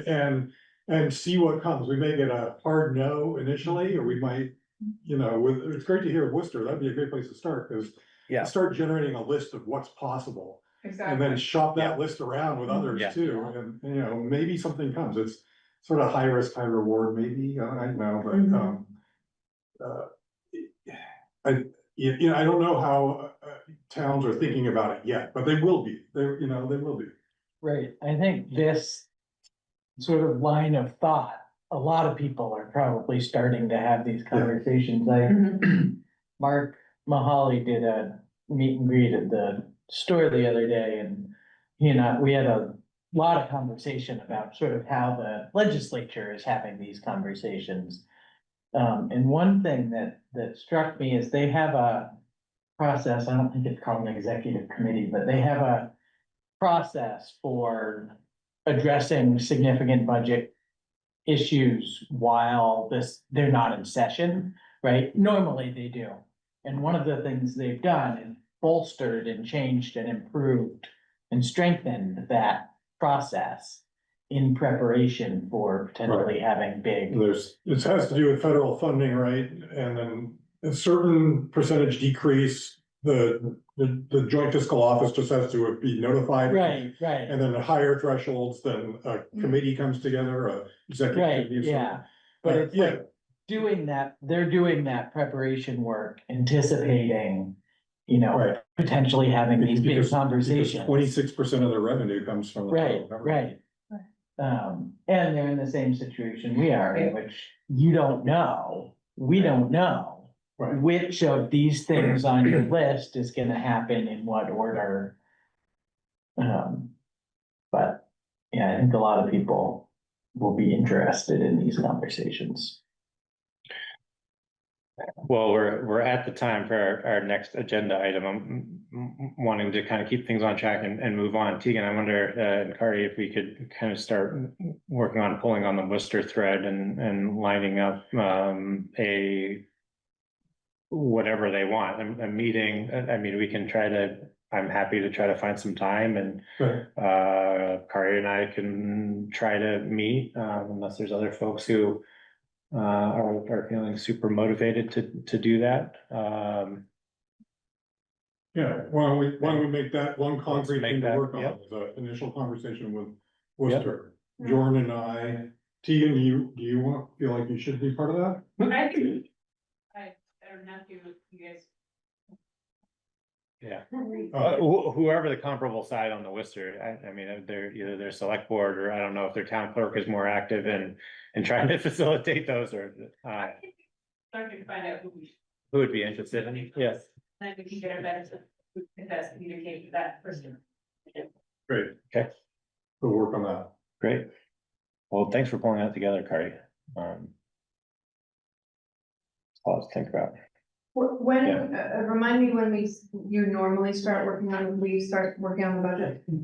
me. Last year, we looked at the capital budget in August. I think that was the very first thing we Yeah, did. end of And August. actually, something that Jordan and Jamie suggested is we do that sooner, like maybe even May 12th, as a way to, you know, Start the process. think about It's the- priorities. It's the same thing of just like, what are the blocks Yeah.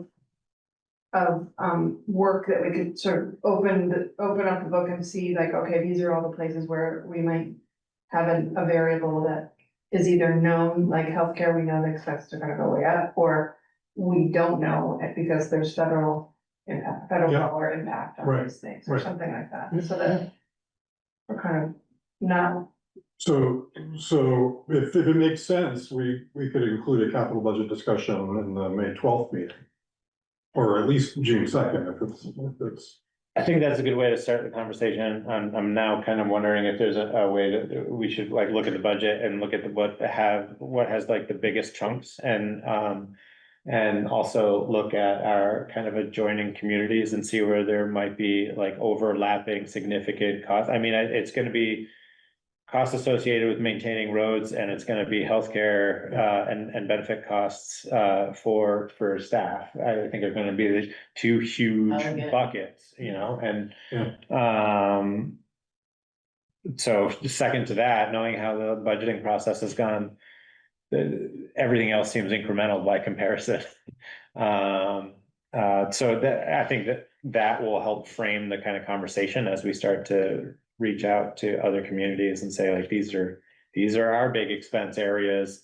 These are big expense areas that we know other communities also have. How do we get creative in pooling resources or purchasing power, whatever it is? Very good. So the next agenda item is appointment procedure and policy review. So this is again a pretty early initial conversation. We touched on it in the previous meeting. A little context is that Jamie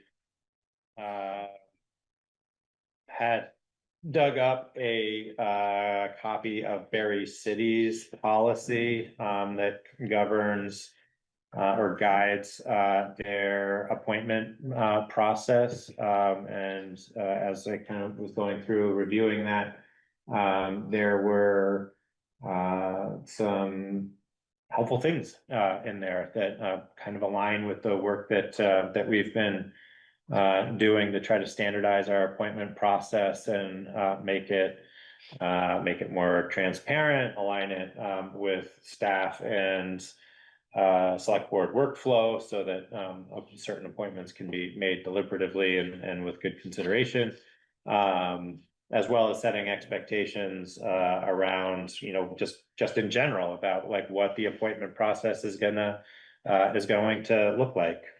So I did a first like very crude pass at modifying that policy and right sizing it for us.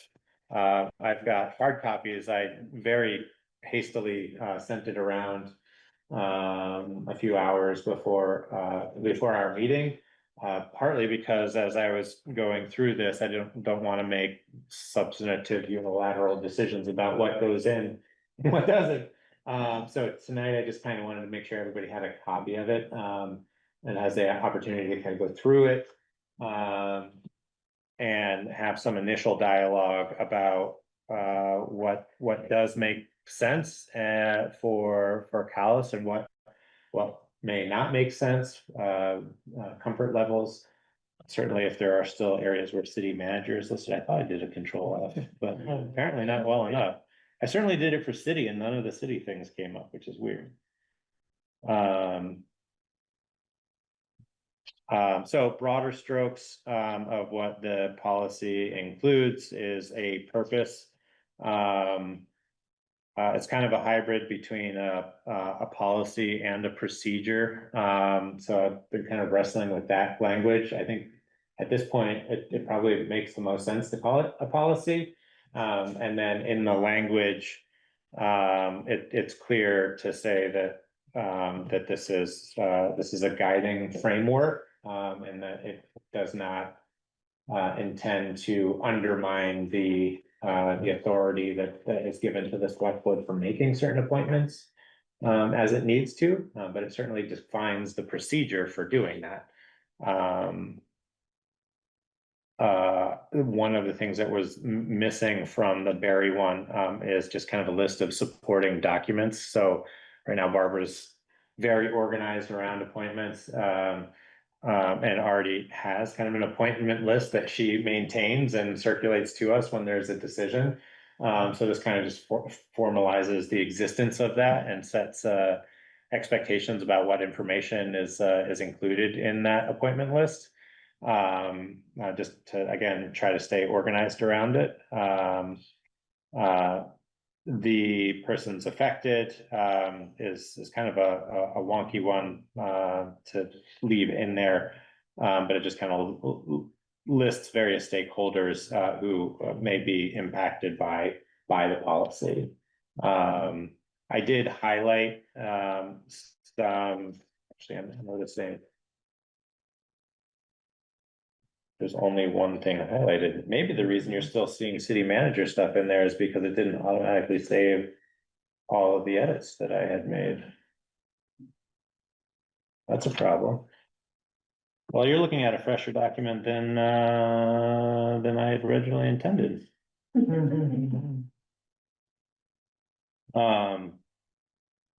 So my apologies.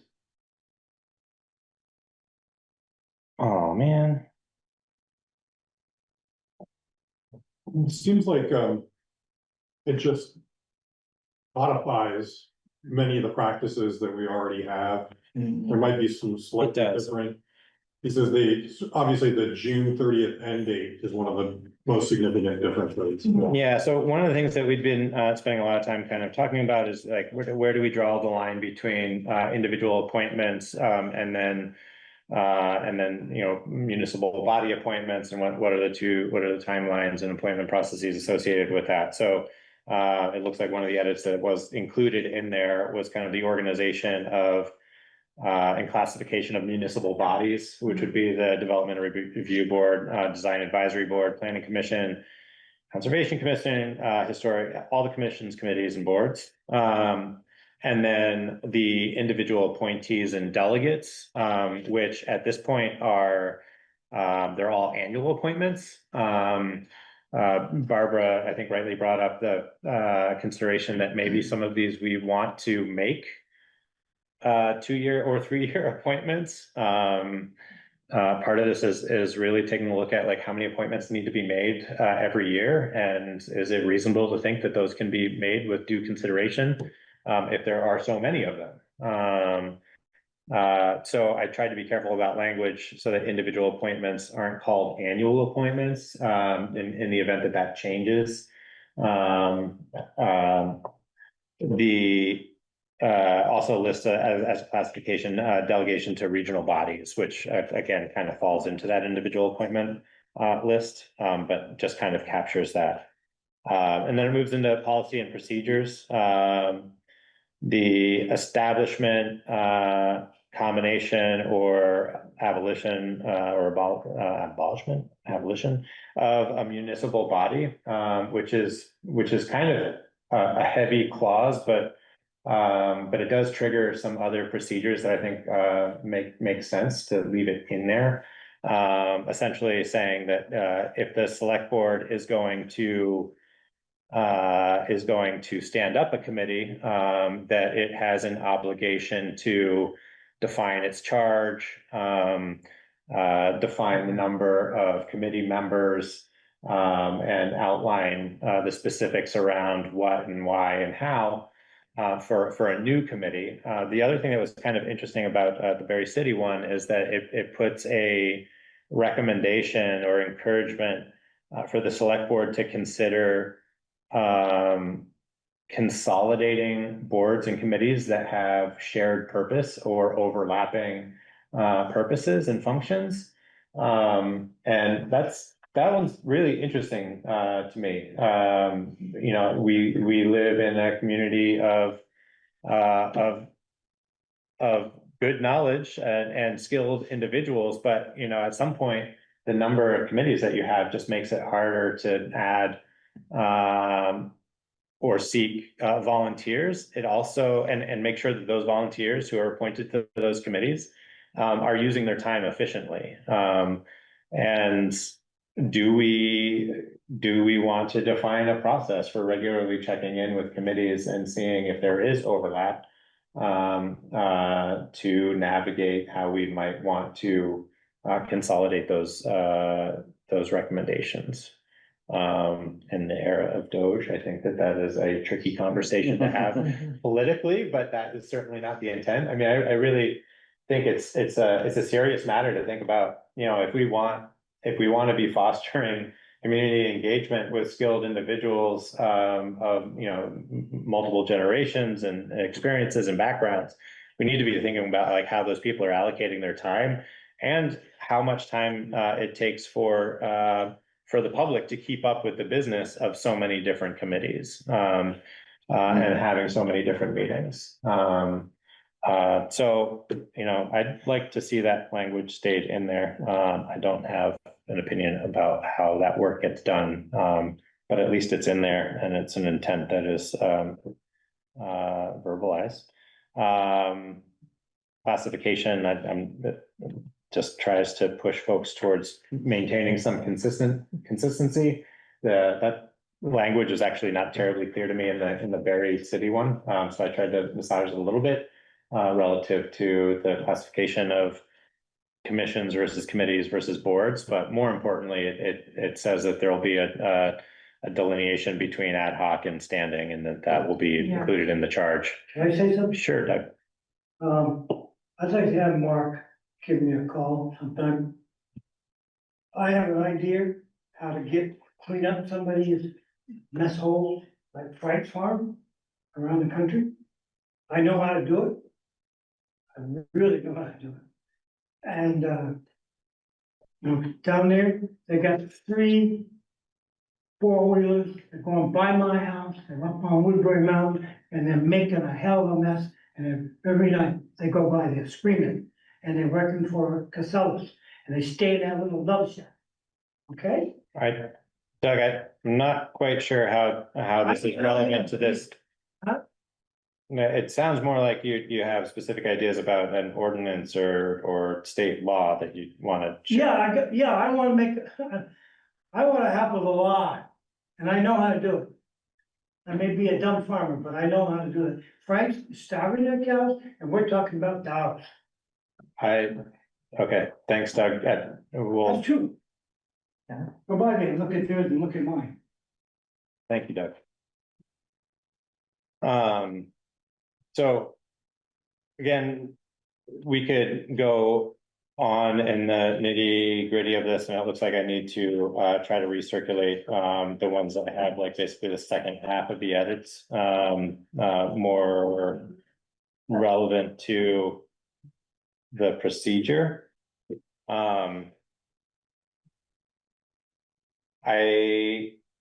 I guess what I'd ask that as folks read through this, if they could just send feedback maybe to me directly on areas that they have opinions on, either verbiage or would like to go into greater discussion about. And then we can put it on the agenda for our next meeting with some of those recommendations and incorporations. My hope is that I think it'd be pretty reasonable to think that we could have something fairly clean and refined within the next meeting or two. I'd like to have something adopted by the 1st of January, assuming that, with the big assumption that everybody's comfortable with this in concept. 1st of January? Or I'm sorry, it's 1st of June. 1st of June, sorry. Okay. No, first of You're trying to put this in place 1st of June. before Appointments coming. Yeah. Yeah. Um, Well, and I guess, anyway, we don't have to belabor it. no, go ahead. Just the titling something policy and procedure just is a challenge. I think I I think that that's an important conversation to have. And now is probably as good a time as any to really kind of unpack it a little bit if we can, but. I mean, the process for adopting a policy is what I'm curious about, and what that encumbers us to do versus having a procedure.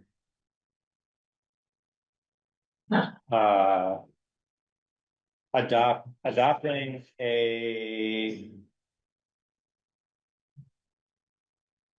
I don't know that they're significantly different. Okay, I mean, I didn't know if there's if the select board is adopting a policy, does that require us to do something different? Than if we were, you know, do we have to have a public discussion? Is this the same as sort of how do we have other policies? I guess that would be the question. We do. Yes, you just need to warn it, yeah. and then I'm ready to go. It's not like an ordinance, which is. Okay, thank you. I finally articulated what I'm trying to say. An ordinance require a hearing and there's Right. that curing period and all that. Can I clarify? An ordinance is a town law, so it Yes. affects everybody, whereas Right. policies are specifically things that just affect how we get our business done. Done. And that's why it only requires you all to just approve it. All right, thank you, Tegan. Well said. But I do think that there should be a period of time and enough warning that, particularly for this type of policy, for public to see, a refined, I wouldn't want to put it out there too soon and then, just open a can of worms and pull us in too many different directions. But if we can work on refining it and get it posted, along with the warrant agenda, I think that'd be a good opportunity for soliciting some feedback on it, though it does incorporate a lot of what we've been trying to work towards over the last year and a half. So I would hope that it'd be. You're gonna circulate us. Yeah, I'm gonna Okay. have to Okay, check to see if I somehow missed something. okay.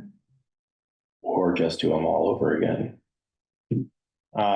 In the meantime, in reviewing this one and or the Berry City one, if there's particular elements that that you would like to weigh in on, please send those to me directly, and you can't cross collaborate, but I can be the repository for all of that. Well, very good. So we'll move on to reports. Ordinance advisory. We met, Dot gave us feedback on the three that we had already covered, which is really helpful, and we agreed with most of her changes, they were good. We hadn't looked at them in a couple of months, we had set them aside, which was always kind of the plan. And so it was nice to go back and tweak some things. Emily also wanted to provide feedback, but she was unable to attend last time. So we're hoping to sort of finish up those three at the next meeting on May 5th and really start digging into the right of way with our new members. Great. So Jane and Bill can add. would those then come to the select board? Yeah. They can, To start, so you guys can approve it and then do the public approval process. thank you. Is the dog ordinance on the list? Yep. Yes. It might be clarified a little. And if you all want, well, I guess you can't attend, but if you want to take a peek at the draft we have currently is on the website. So if you all want to look at it and email feedback to us, so that we have that going forward. Great, thank you. Tegan, do you have any other reports, town clerk related? We're plugging away with moving to the cloud. There have been some hiccups. It's not super straightforward, but our tech is trying to work out their kinks and we are trying to work out our kinks and we'll get there. It's been fun. We're working on getting John's laptop for zoning because his old one is not doing the trick anymore. No, it's been fairly quiet. A lot of people coming in and doing research. And so I've been trying to continue organizing and cross-referencing my files so that it's easier for people to find out if they have a septic permit hidden in the file somewhere. We have a survey map that helps them figure out their boundary line. A lot of that is not easy to find without a lot of digging, and I'm trying to make it easier. Thank you, Tegan. Financial report, from Kari. Yeah, so, Barbara and Christy and Bill and I spent almost an hour on the financials last week when we did the second part two of our onboarding. And, that included going through this set of financial statements in great detail, so I'll just give the top level. The revenue, were right on budget. General government's 93%, highway department's 114% of budget. Expenditures are at 79 and 92%. And we're this is 3/4 of the way through the year, so we're definitely running high on the highway side. General fund balance, 493,000, and fund balance is assets less liabilities, essentially our cash position. And then, the due from report, the big takeaway there is that the FEMA fund still has a negative balance. So that means, we're waiting on remaining reimbursements. We won't receive 100%, so we'll have to address that, at some point, but we'll see where it ends up. I'd say, overall, not a big change from last month, and we're in good shape. Any questions? Is there anything coming up that you are looking for? The biggest thing coming up is the education tax, what we call true up, which is, we carry out I think it's $212,000 liability, which is what we expect to be the remaining payment, but it's never exactly that. The Agency of Education, I'm not sure exactly what they do, but they determine what the final balance is. I think it has to do with adjustments from people receiving homestead declarations and things like that, just the changes that happen over the course of the year. So that I expect you will see in your next warrant. But we've already more or less accounted for that in these statements. We've made all the large payments. I think we're still waiting on one bill from the East Montclair ambulance service. For some reason, they haven't invoiced us, but everything else is more or less of the large payments were done. And I was processing payroll today and we had almost no overtime, which was wonderful to see. There's so much overtime over the course of this winter. Yeah. So we're in the Good time of year for that. new era. So, yeah. Yeah, it's a great, it's a great time of year for that to be happening. Great. Should I move into my report? Please. So, you saw in the memo, we received both the Class 2 highway grant and the structures grant, so that's good. Appears that we did not get the ash tree grant, but that's, win a few, lose a few. Did you not see that in there? Yeah. We weren't communicated that, but I saw their newsletter and we weren't on the list. Let's go together. But I'll check my thinking on this, but I'm thinking that we probably want to try to find a way to pursue repaving of Hatton County Road this year. Yeah. It's gonna be $42,000 that we have to come up with. And I can bring you a recommendation about how to address that, probably when we get closer to the year end. We might even want to wait till the auditors have sort of said, this is your fund balance. Although, one of the other items on my list is that we're putting the CV truck up for auction because we're not using it anymore. So our asking price, minimum price that we're setting in the auction, we're not revealing it, is in that neighborhood. And we're gonna do 35 or 40,000 just based on the comparable. So we may have a bit of a windfall there that we could use. But my thinking with doing that is that, one of the things going into this fiscal situation is taking advantage of every grant that for work that you deem essential. If it's not essential, that's another matter, but if you deem it essential, take free money when you can. And if we could do it this year, get half done, we could pursue another grant next year and maybe get all of it. You still have Marshfield to think about, because we have many other things. we have this grant in hand, so. I think my concern about that one is it seems like it would be easy for the state to change how it funds those projects. Maybe not this year, but even in the second half of this year, make a decision that could put delaying that, it somehow prioritize the deferred maintenance that they're already struggling to figure out how they're going to fund. And, you know, I could very easily see a situation where the state prioritizes their own paving activity and funding and that sort of thing. And then, especially with the condition of the county road, that we would get bit by that. So the legislature sets these amounts in their budget, and as far as this grant goes, we don't have a grant agreement signed yet, but once we do, that's a contract. Yeah. And I wouldn't think the state would try to back out of that. Right. In terms of next year's budget, you're exactly right. What the House approved shows decreases for class 2 and for structures, so a lot on the structures side. Yeah. Which is all the more reason to do. Get it while you can. Yeah. Get it while you can and do the half of the county road, Okay, all right, I think. yeah, all right, so we don't have to make this decision tonight, but I want this one. Okay. So then FEMA, give us and take away. 2023, we did get an official notice at the end of last week saying certain projects have been de-obligated because of their federal aid highways. Remember that whole Right. discussion?